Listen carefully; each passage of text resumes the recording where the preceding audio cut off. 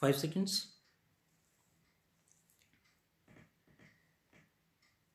Start.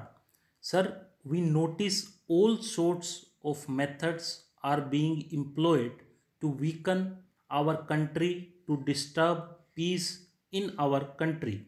Efforts are being made to create a feeling among the tolerant and peaceful people of this country that may change the lifestyle here. We do not have to submit to separatists, we have to face them. We will face all of them with all our might who try to weaken our freedom, our security, and our future through threats, pressurization, and causing infights. We will not allow them to rise. We will not stop till terrorism completely eliminated or till the terrorists do not return to the country's mainstream, giving up their arms. We do not have to give up our courage. We do not have to be fearful. Gandhiji had said, independence means fearlessness against death. A nation afraid of death cannot become free, and if it attains freedom, it cannot protect it. The words of Gandhiji should resound in our ears today, and we must face this challenge boldly. We must remember that we will not counter them for taking revenge. If we try to take revenge, then it will only serve the designs of the terrorists. Revenge would only bring victory to terrorism. If we use restraint, terrorism will weaken and ultimately get defeated. We must not fall in the trap of terrorism. Gandhiji had said that license can have answer to violence. Only non-violence can be an answer to violence. India holds its head high in the world today. The voice of India is heard in the world with respect. Why?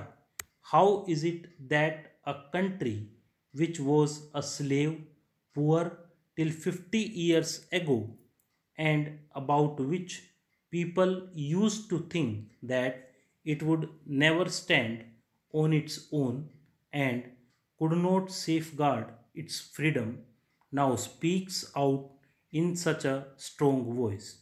It has been possible because we moved forward, taking with us the concepts of Gandhiji, principles of Panditji, and the path shown by patriots. We have learned to speak fearlessly. We have learned not to submit under pressures. We have learned to move forward on the path of non violence with courage and facing the challenges boldly. We launched a movement against the atomic weapons in the world during the last 50 years.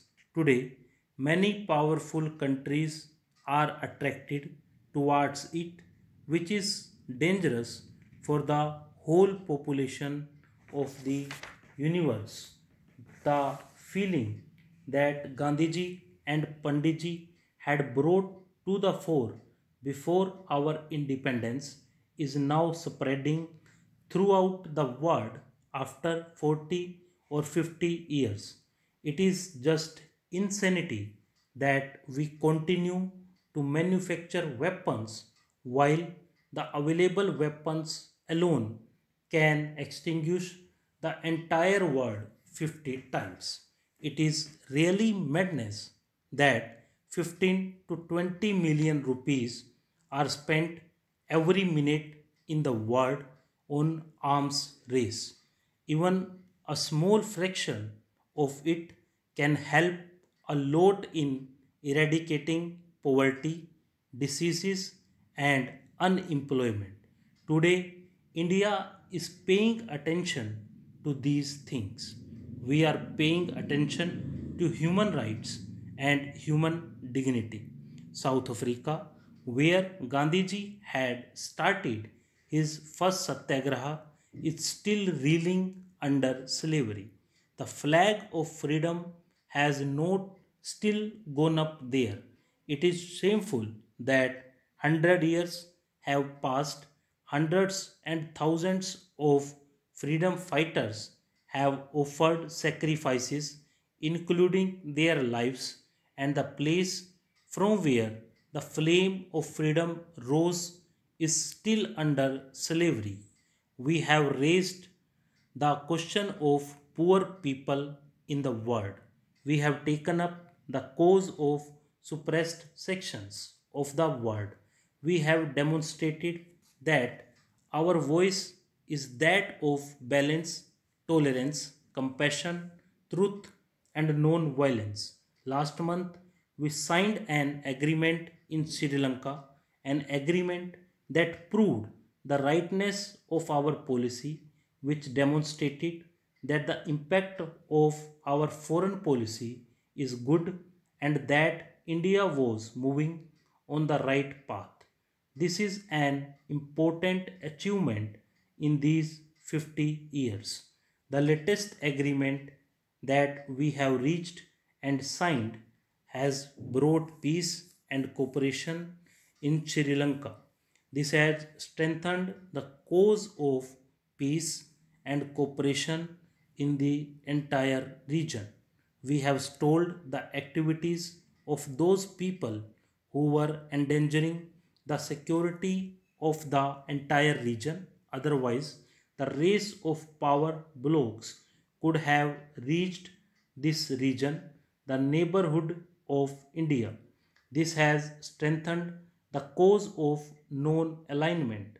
It has been proved that countries can solve their problems through dialogue without allowing the big powers or other sections or parties to come in. We have seen that when difficult today, on the 50th anniversary of our independence, we have to rededicate ourselves to those ideas and concepts.